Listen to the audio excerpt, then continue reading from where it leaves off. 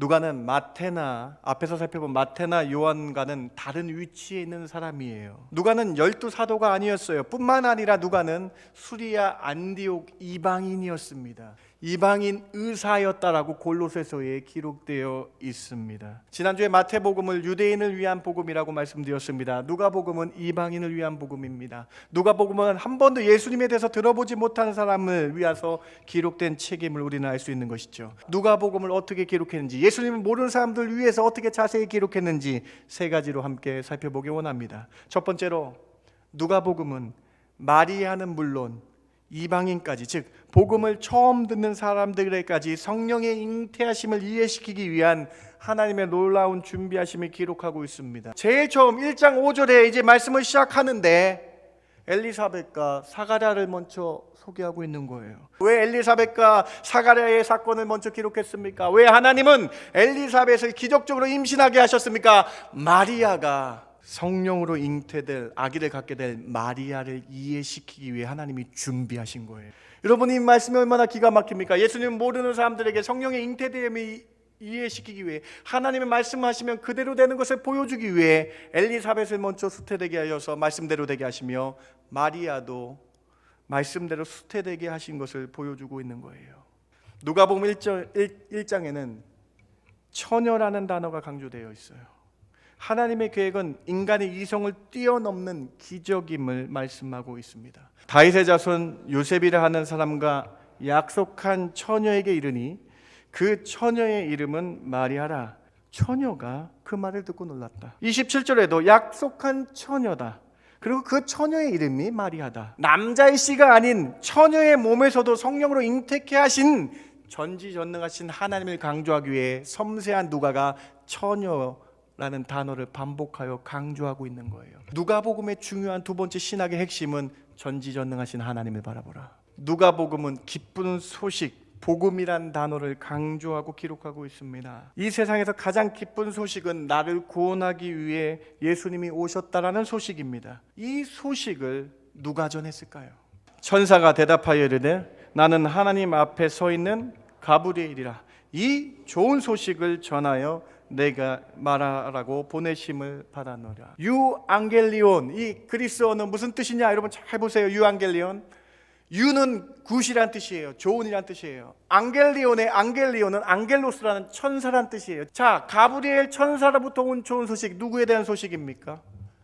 예수님에 대한 소식이죠. 왜 누가는 유앙겔리온이라는 단어를 썼습니까? 마태복음에 쓰지 않아요, 여러분. 마가복음에도 안 썼어요. 요한복음에도 없어요. 오직 누가복음에만 유앙겔리온이라고 씁니다. 복음이 전해졌다라고 씁니다. 이 하늘에서부터 온 소식이 무엇일까 궁금증이 일어났을 거예요. 누가는요, 여러분, 예수님을 모르는 사람들에게 과연 하늘에서부터 온, 천사로부터 온 소식이 무엇인가를 강조하기 위해서 복음이라는 단어를 사용한 겁니다. 굿뉴스가 무엇인지를 사용한 거예요. 바로 예수님께서 우리 죄를 담당하시기 위해 온 소식이 가장 좋은 굿뉴스임을, 천사로부터 온 유앙겔리온임을 보여주기 위함입니다. 누가가 기록한 복음은 하늘에서부터 온 굿뉴스, 복되고 좋은 소식, 예수님이 이 땅에 오신 소식, 그 단어를 강조하며 우리는 이 소식을 전하는 자가 되어야 된다라고 말씀하고 있는 것입니다. 저는 오늘 예수님의 탄생에 관한 누가의 신학이라는 제목 가지고 여러분과 함께 말씀 나누기 원합니다. 저는 12월부터 복음서에 나타난 예수님의 탄생을 살펴보고 있었습니다. 이 12월 첫 주에는 요한복음의 신학에 나타난 예수님, 요한복음에 나타난 예수님의 탄생에 관한 요한복음 신학 세 가지를 여러분과 함께 말씀 나눴습니다. 요한복음은 예수님은 창조주 하나님이시다라고 선언하며 시작합니다.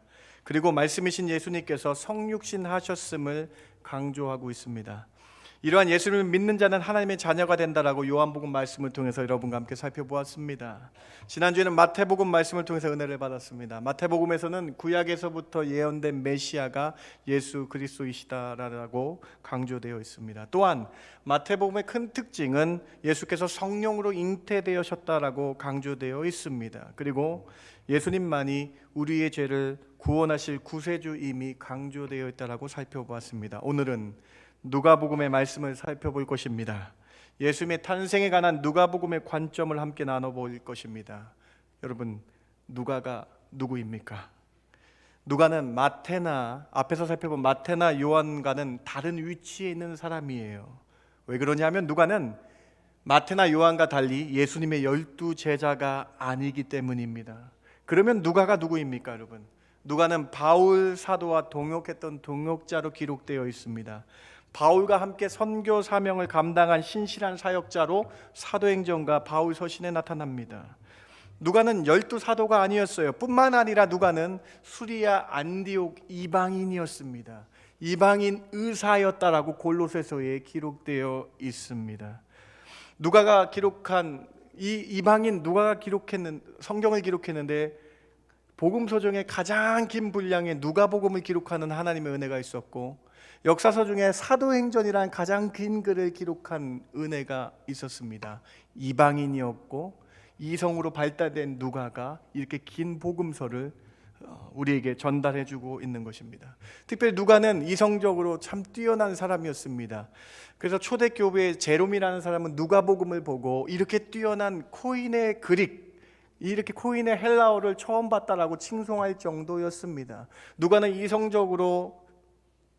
이성적이며 통찰력 있는 글을 쓰고 세밀하게 글을 썼습니다.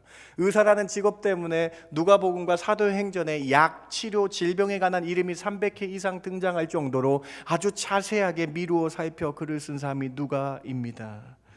여러분, 누가가 이 이성적인 통찰력으로 누가복음을 세밀하게 기록했다라는 거예요. 누가복음 1장 3절에 제일 처음 시작을 같이 한번 읽어보길 원합니다. 그 모든 일을 같이 한번 읽어봅시다. 시작. 그 모든 일을 근원부터 자세히 미루어 살핀 나도 데오빌로 각하에게 차례대로 써 보내는 것이 좋은 줄 알았노니. 이방인이었던 누가가 이방인의 대표하는 데오빌로라는 사람에게 처음 예수님에 대한 그 일을 처음 근원부터 자세히 미루어 살펴서 누가복음을 기록했다라고 쓰고 있는 것입니다. 여러분, 누가는요 12 제자가 아니었잖아요. 그래서 누가는요 12 사도를 직접 만나고 증언을 듣고 그 말씀을 들음으로 예수님을 나의 구주라고 영접한 사람이에요. 누구랑 똑같습니까? 우리랑 똑같죠. 우리는 예수님 직접 못 만났지만 예수님의 사도들과 제자들이 하는 이 복음서 말씀을, 이 성경 말씀을 듣고 믿게 되었다라는 것이죠. 누가도 그 똑같은 사람이에요. 12 제자가 아니었지만 제자들의 많은 증언들을 통해서 듣고 마태복음과 마가복음을 먼저 읽고 자세히 미루어 살펴서 예수님 믿지 않는 사람들을 위해서 누가복음을 기록했다라는 것입니다. 지난주에 마태복음을 유대인을 위한 복음이라고 말씀드렸습니다. 누가복음은 이방인을 위한 복음입니다. 누가복음은 한 번도 예수님에 대해서 들어보지 못한 사람을 위해서 기록된 책임을 우리는 알 수 있는 것이죠. 하나님의 영광, 감명을 받고 하나님께서 지시하셔서 통찰력 있게 이성적으로 섬세한 기록한 누가복음. 오늘 누가복음에 나타난 예수님의 탄생 세 가지를 살펴보아야 되겠습니다. 이렇게 이성적으로 섬세한 누가가 누가복음을 어떻게 기록했는지, 예수님을 모르는 사람들 위해서 어떻게 자세히 기록했는지 세 가지로 함께 살펴보기 원합니다. 첫 번째로 누가복음은 마리아는 물론 이방인까지, 즉 복음을 처음 듣는 사람들에게까지 성령의 잉태하심을 이해시키기 위한 하나님의 놀라운 준비하심을 기록하고 있습니다. 무슨 말씀이냐 하면 성령의 잉태하심을 믿을 수 없잖아요. 우리 이성으로 믿을 수 없잖아요. 그런데 어떻게 이것이 이성적으로 믿을 수 있게 하는지 하나님이 처음부터 준비하신 사실을 아주 철저하게 찾아서 기록하고 있는 귀한 서신서라는 거예요. 여러분, 누가복음의 큰 특징 하나가 예수님의 탄생을 기록하는데 예수님의 탄생부터 기록하지 않습니다. 누가복음 1장 1절부터 4절까지 인사말을 한 다음에 1장 5절에 예수님의 탄생에 대해서 바로 기록하지 않고 이 사람에 대해서 먼저 기록합니다. 1장 5절입니다. 같이 한번 읽어볼까요? 누구에 대해서 먼저 기록했는지. 유대왕, 시작.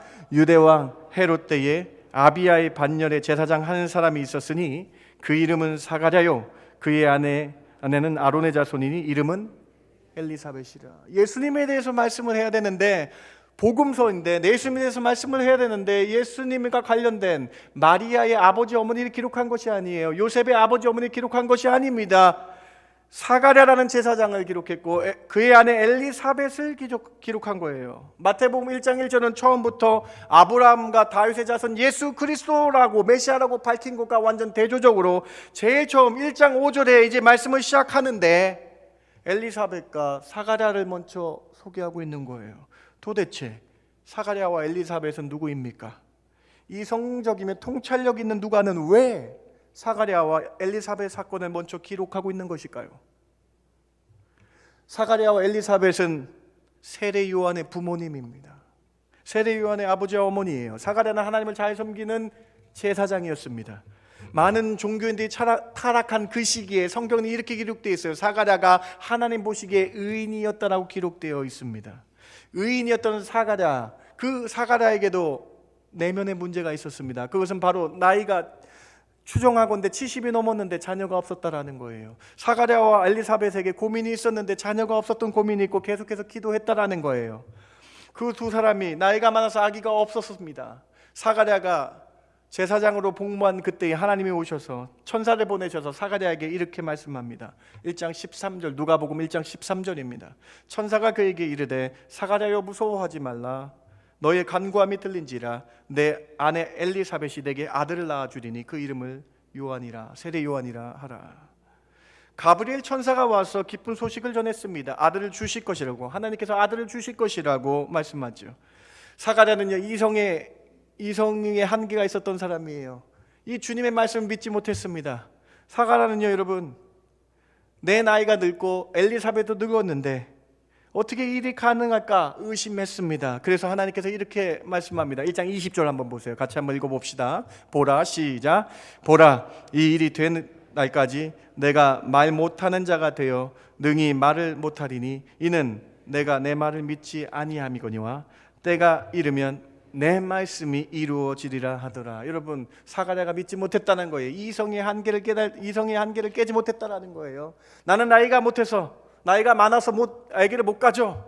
지금이 창세기에 아브라함과 같은 시대가 아닌데 과연 될까?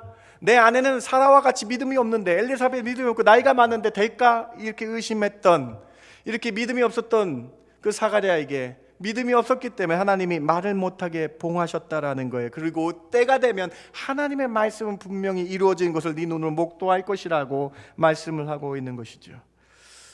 여러분, 우리는 아직 이 질문에 답을 해봐야 되겠습니다. 도대체 이 사건을 누가가 왜 먼저 기록했을까요? 왜 사가랴와 엘리사벳의 이야기를 먼저 기록하고 있나요? 그 이유는 무엇입니까? 바로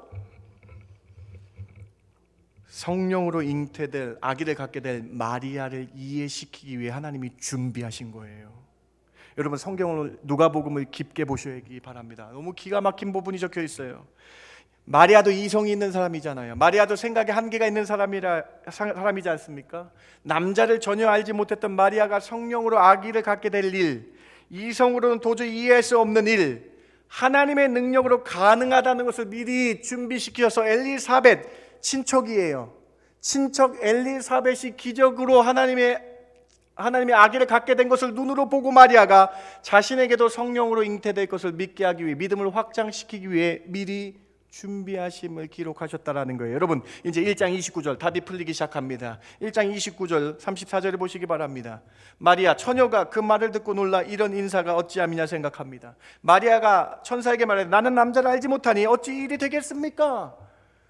마리아의 이성은 좁아요. 여러분, 기적은 맛보지 못했다라는 거예요. 그러니까 여러분, 1장 36절에 답을 주시는 거예요. 이 일이 엘리사벳이 먼저 수태된 일을 보여주심으로 말미암아 마리아의 믿음을 확장하게 하며 하나님의 말씀은 그대로 되는 것을 보여주기 위함으로 누가복음에서 이렇게 자세하게 기록되어 있다는 거예요. 1장 36절과 37절을 같이 한번 읽어봅시다. 1장 36절입니다. 보라, 시작.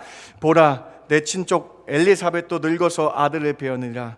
본래 임신하지 못한다고 알려진 이가 이미 6달이 되었나니 대저 하나님의 모든 말씀은 능하지 못하심이 없느니라. 여러분, 말씀 보이십니까? 왜 엘리사벳과 사가랴의 사건을 먼저 기록했습니까? 왜 하나님은 엘리사벳을 기적적으로 임신하게 하셨습니까? 마리아가, 이성의 한계를 깨지 못했던 마리아가 엘리사벳의 임신한 것을 보고, 말씀되는 것을 보고 자신도 성령으로 잉태될 것을 예비하시고 준비하심으로 믿음을, 그렇게 성령이 잉태될 것을 믿음으로 확장케 하시기 위해서 엘리사벳 사건을 먼저 준비하시고 누가복음은 이를 자세히 미루 살펴 우리에게 보여주고 있는 것이죠.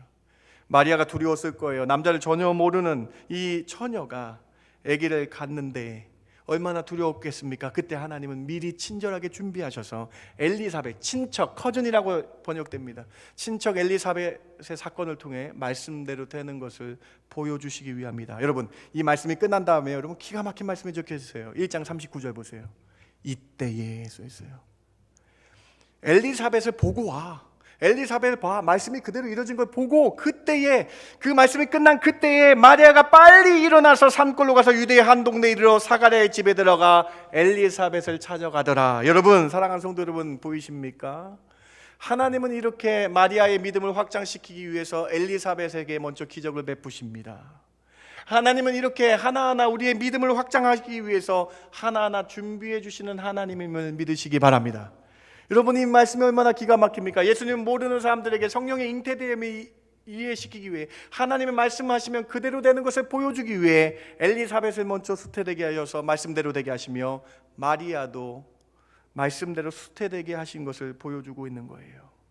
마리아가 자신의 친족 엘리사벳을 만나보며 깨닫습니다. 하나님 말씀 그대로 될지 믿습니다라고 깨닫습니다. 그리고 마리아가 엘리사벳을 보고 하나님을 찬양합니다. 1장 46절 49절 보세요. 마리아가 이르되 내 영혼이 주를 찬양하며 능하신 이가 큰 일을 내게 행하셨으니 그 이름이 거룩하시며 국률하심이 두려운 자에게 대대에 이르는도다. 마리아가 석 달쯤 함께 있다가 집으로 돌아가니라. 석 달 동안 하나님의 함께 하심을 경험합니다. 하나님의 말씀의 그대로 됨을 경험합니다. 마리아의 좁았던 이성의 이성이 넓어져서 그 믿음이 확장되어 성령으로 잉태되는 것을 믿게 되는 것을 목도하게 된다는 것이죠. 사랑하는 성도 여러분, 누가복음 말씀이 얼마나 귀한 말씀입니까? 하나님은 이렇게 우리를 위해 하나하나 준비하시며, 하나님은 이렇게 우리의 좁은 이성을 위해 이 믿음의 사건을 보여주심으로 말미암아 우리의 믿음의 문을 활짝 열게 하시는 그 하나님을 보시라는 거예요. 우리의 이성, 우리의 경험에 의존하는 것을 내려놓고 우리를 위해 친히 준비하신 하나님의 놀라우신 계획하심을 믿으셔야 한다는 거예요. 하나님은 참으로 위대하십니다. 전능하십니다. 마리아의 믿음을 확장시키기 위해 엘리사벳을 준비하셨습니다. 오늘 우리의 믿음을 확장시키기 위해 복음서를 준비하셨고 누가복음을 준비하셔서 성령으로 잉태된 이 마리아의 사건을 우리에게 보여주고 계신 것입니다. 엘리사벳이 마리아를 축복합니다. 본인도 불가능한 것에서 가능한 것을 경험했잖아요. 그래서 엘리사벳이 마리아에게 간증을 합니다. 자, 이 부분이 누가복음 1장 41절에도 기록되어 있어요.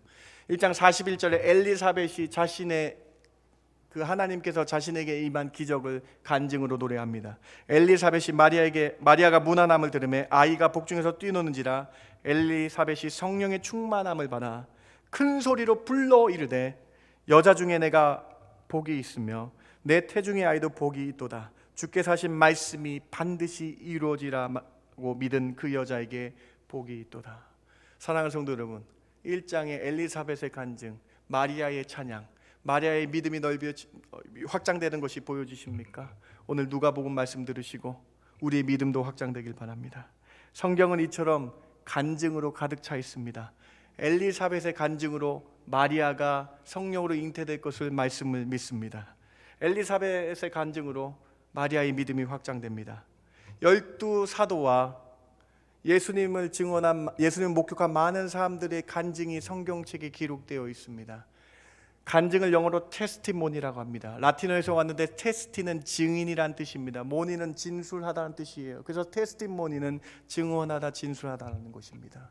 구약 성경과 신약 성경을 뉴 테스트먼트라고 하고, 구약 성경을 올드 테스트먼트라고 하고 신약 성경을 뉴 테스트먼트라고 합니다. 테스티모니에서 온 거예요. 바로 신구약 성경은 하나님을 만난 사람들의 증언이 기록되어 있다는 것입니다.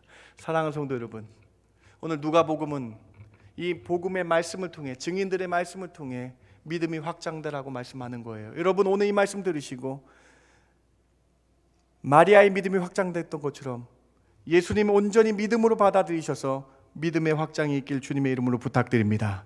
누가복음은 예수님 못 본 사람들을 위해서 이렇게 하나하나 세밀하게 기록되어 있다는 것이에요. 이것이 첫 번째 메시지입니다. 두 번째로 누가복음 1장에는 처녀라는 단어가 강조되어 있어요. 하나님의 계획은 인간의 이성을 뛰어넘는 기적임을 말씀하고 있습니다. 마태복음에는 성령으로 잉태되어라는 구절이 2번 반복되어 있어요, 여러분. 그런데 누가복음은 마리아가 처녀였다라는 것이 강조되어 있는데, 여러분 누가복음 27절부터 29절을 한번 자세히 한번 보시기 바랍니다. 한번 마리아가 강조되어 있는지 처녀가 강조되어 있는지 한번 읽으시면서 비교해 보시기 바랍니다. 27절부터 29절까지 같이 한번 읽어봅시다. 다윗의 자손 시작. 다윗의 자손 요셉이라 하는 사람과 약속한 처녀에게 이르니 그 처녀의 이름은 마리아라.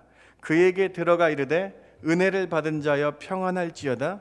주께서 너와 함께 하시도다 하니 처녀가 그 말을 듣고 놀라 이런 인사가 어찌함인가 생각하매. 제가 앞에서 말씀드렸는데 누가복음은 뛰어난 그리스어 문법과 뛰어난 어휘를 갖고 있다고 말씀드렸어요. 원래 29절은 이렇게 돼야지만 상식적인 것입니다. 29절 보세요. 맨 마지막 빨간색 보세요.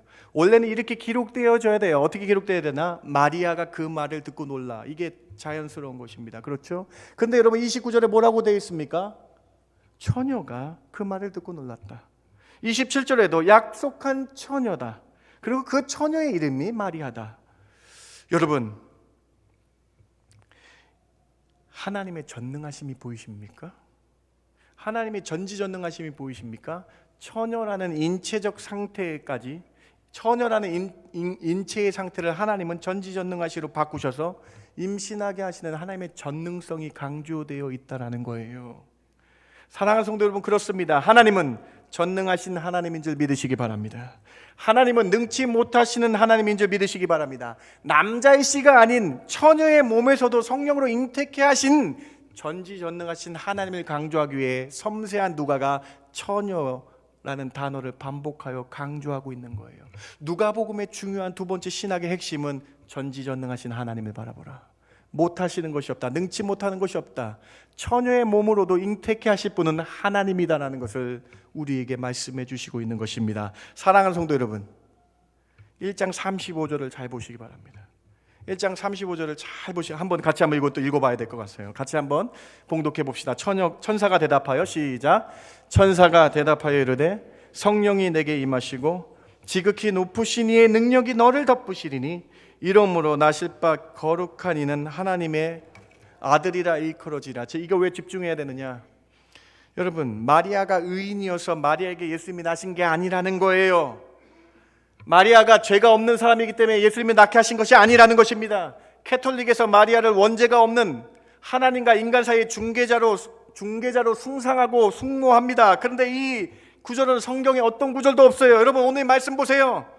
성녀, 죄가 없는 마리아이기 때문에 성령으로 잉태된 것이 아니라 하나님의 능력이 마리아에게 덮은 거기 때문에 마리아가 성령으로 잉태된 것이다. 처녀 가운데에 전지전능하신 하나님의 임했기 때문에, 능력이 임했기 때문에 마리아가 성령으로 잉태된 것이다. 사랑하는 성도 여러분, 하나님이 전지전능하심을 믿으시기 바랍니다. 오늘 누가복음의 두 번째 신학은 강조하고 있는 것이 마리아가 아니라 전지전능하신 하나님이 강조되고 있는 거예요. 그래서 의사인 누가가 자세하게 기록한 거예요. 처녀의 몸에 높으신 능력이, 성령의 능력이 덮으신 것입니다. 사랑하는 성도 여러분, 하나님께서 전지전능하심을 믿으시기 바랍니다.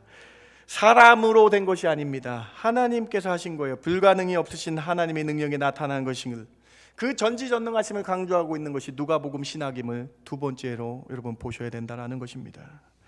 오늘 이 전지전능하신 하나님이 여러분의 아버지이심을 믿으시기 바랍니다. 불가능을 가능케 하신 분인 줄 믿으시기 바랍니다. 우리 삶에, 우리 인생에 전능하신 하나님이 여러분과 함께 하시길 기도하시기 바랍니다. 임마누엘 되시는 그 하나님이 나의 하나님인 줄 믿으시는 저와 여러분 되길 주님의 이름으로 축원합니다. 베드로가 밤새도록 고기를 잡았지만 한 마리도 잡지 못하고 다시 부두로 돌아와서 그물을 씻고 있었습니다. 그때에 예수님이 오셔서 다시 바다로 나가자라고 말씀합니다.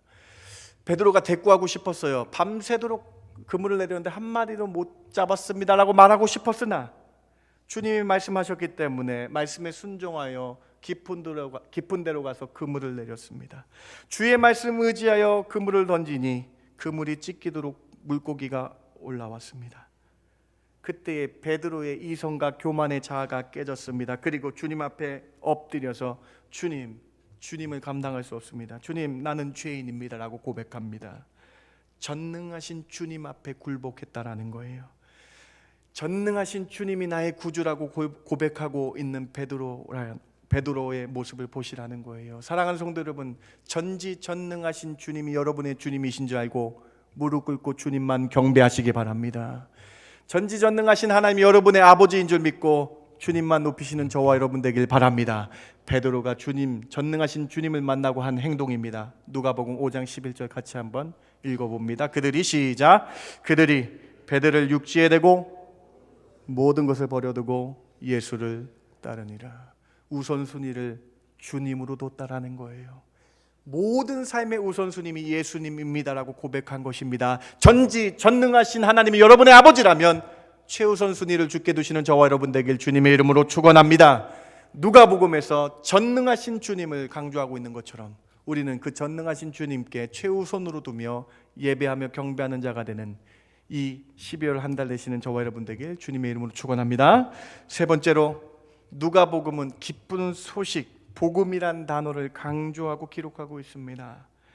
이 세상에서 가장 기쁜 소식은 나를 구원하기 위해 예수님이 오셨다라는 소식입니다. 이 소식을 누가 전했을까요? 마태복음에는 적혀있지 않습니다. 마가복음에는 적혀있지 않습니다. 요한복음에는 적혀있지 않습니다. 오직 누가복음에만 적혀있는 누가복음의 특별한 신학이에요. 누가복음에 자세히 미루어 살피는 신학이에요. 가브리엘 천사가 이 소식을 전했습니다. 누가복음 1장과 2장에 예수님이 탄생하신 이 사건에 천사가 전하여 줬다라고 13번이나 나타납니다. 1장과 2장에 천사로부터 이 기쁜 소식이 왔다라고 전합니다. 1장 19절 말씀 한번 보시기 바랍니다. 우리 같이 한번 읽어봅시다. 천사가 대답하여 이르되 시작. 천사가 대답하여 이르되 나는 하나님 앞에 서 있는 가브리엘이라. 이 좋은 소식을 전하여 내가 말하라고 보내심을 받았노라. 이 좋은 소식, 영어를 보시면 굿뉴스라고 되어 있습니다. 굿뉴스, 그리스어로 보면 유앙겔리온이라고 되어 있습니다. 굿뉴스, 이걸 한국말로 어떻게 번역했냐? 복음이라고 번역했죠. 복음, 굿뉴스라고 번역했죠. 유앙겔리온, 이 그리스어는 무슨 뜻이냐? 여러분 잘 보세요. 유앙겔리온, 유는 굿이란 뜻이에요. 좋은이란 뜻이에요. 안겔리온은 안겔로스라는 천사란 뜻이에요. 즉 천사로부터 온 좋은 소식. 자, 가브리엘 천사로부터 온 좋은 소식, 누구에 대한 소식입니까? 예수님에 대한 소식이죠. 왜 누가는 유앙겔리온이라는 단어를 썼습니까? 마태복음에 쓰지 않아요, 여러분. 마가복음에도 안 썼어요. 요한복음에도 없어요. 오직 누가복음에만 유앙겔리온이라고 씁니다. 복음이 전해졌다라고 씁니다. 왜 복음을 강조합니까? 누가복음이 바로 이 당시 사람들이 천사로부터 온 소식, 유앙겔리온? 궁금증이 일어났을 거예요. 이 하늘에서부터 온 소식이 무엇일까 궁금증이 일어났을 거예요. 누가는요, 여러분, 예수님을 모르는 사람들에게 과연 하늘에서부터 온, 천사로부터 온 소식이 무엇인가를 강조하기 위해서 복음이라는 단어를 사용한 겁니다. 굿뉴스가 무엇인지를 사용한 거예요. 바로 예수님께서 우리 죄를 담당하시기 위해 온 소식이 가장 좋은 굿뉴스임을, 천사로부터 온 유앙겔리온임을 보여주기 위함입니다. 사랑하는 성도 여러분, 하늘로부터 온 굿뉴스, 우리 죄를 담당하기 위해 오신 그 사실이 가장 좋은 뉴스임을, 가장 좋은 복음임을 기억하시며 복음을 전하시는 저와 여러분 되길 주님의 이름으로 부탁드립니다. 천사가 한 걸 우리가 해야 됩니다. 여러분, 누가복음 2장에서 예수님이 베들레헴에 나셨다는 소식을 전한 이 누가복음의 강조점을 한 번 더 살펴보시기 바랍니다. 2장 10절, 13절, 15절, 17절, 21절에 주어가 다 천사예요, 여러분. 천사가 이르되, 천사들과 함께 하나님을 찬양하며 천사들이 베들레헴에 온다는 걸 전하며 천사가 이 아기에 대해서 전하니, 여러분, 누가복음만 있는 귀한 신학입니다. 바로 예수님, 하늘로부터 온 가장 굿뉴스는 예수님이 우리의 죄를 위해 이 땅에 오셨다라는 것. 사랑하는 성도 여러분, 누가가 기록한 복음은 하늘에서부터 온 굿뉴스, 복되고 좋은 소식, 예수님이 이 땅에 오신 소식, 그 단어를 강조하며 우리는 이 소식을 전하는 자가 되어야 된다라고 말씀하고 있는 것입니다. 마가복음 16장 15절에 같이 한번 예수님의 명령을 읽어봅시다. 또 이르시되, 시작. 또 이르시되 너희는 온 천하에 다니며 만민에게 무엇을 전파하라? 굿뉴스를 전파하시기 바랍니다. 예수님을 전하시기 바랍니다. 바울은 로마서 1장 16절에 이렇게 고백합니다. 내가 복음을 부끄러워하지 아니하노니 이 복음은 모든 믿는 자에게 구원을 주시는 하나님의 능력이 됨이라. 우리가 복음을 증거하면 증거할수록 이 복음이 우리 믿는 자에게 능력됨을 믿고 복음을 전하시는, 굿뉴스를 전하시는, 하늘의 소식을 전하시는, 예수를 전하시는 저와 여러분 되길 주님의 이름으로 축원합니다. 이것이 세 번째 메시지입니다. 말씀을 마칩니다. 오늘 예수님이 탄생하실 때의 누가복음의 신학에 대해서 우리가 세 가지 살펴보았어요. 첫 번째로 하나님은 엘리사벳을 먼저 수택해 하셔서 미리 준비케 하셔서 마리아의 믿음을 확장시키십니다. 그리고 우리의 믿음도 확장되게 하시며 온전히 복음을 믿을 수 있게 하십니다. 두 번째로 누가가 처녀라는 단어를 강조하여 사용하여 전지전능하신 하나님을 강조하고 있습니다. 못하실 일이 전혀 없으신 전능하신 하나님을 강조하고 있는 것을 우리는 살펴보았습니다. 세 번째로 굿뉴스, 유앙겔리엄, 복음을 강조하면서 하늘로부터 온 이 소식을 천사가 감당하는데 이 땅에서 누가 이 일을 감당할 것인가 우리에게 물어봅니다. 복음을 전하셔야 될 사람은 우리임을 말씀해 주시고 있는 것이죠. 사랑하는 성도 여러분, 복음을 증거하시는 저와 여러분 되길 주님의 이름으로 부탁을 드립니다. 전지전능하신 하나님이 여러분의 아버지임을 믿고 그 복음을 전하며 나아갈 때에 하나님의 능력이 여러분 삶 가운데 임하시길, 전지전능하신 하나님의 능력이 여러분 삶 가운데 임하시길 주님의 이름으로 축원합니다. 제가 잠깐 기도하고 말씀 마칩니다. 하나님 감사합니다. 누가복음의 말씀을 통해서 우리에게 이렇게 큰 은혜를 주시니 감사합니다. 하나님은 우리의 믿음을 확장시키기 위해 하나하나 준비하시는 하나님을 살펴봅니다. 하나님은 전지전능하셔서 능치 못하실 일이 없으시며 우리의 모든 생각과 우리의 모든 꿈과 소망도 신실하게 지켜주시는 하나님인 줄 믿습니다. 전지전능하신 하나님이 나의 아버지인 줄 믿고 믿음으로 주의 복음 들고 전하는 저희들 되게 하여 주시옵소서. 복음을 부끄러워하지 않고 하나님의 복음을 증거하는 자들 되어서 하나님의 능력을 경험하는 자들 되게 하여 주시옵소서. 이 굿뉴스를 이 세상에 전하는 저희들 되게 하여 주시옵소서.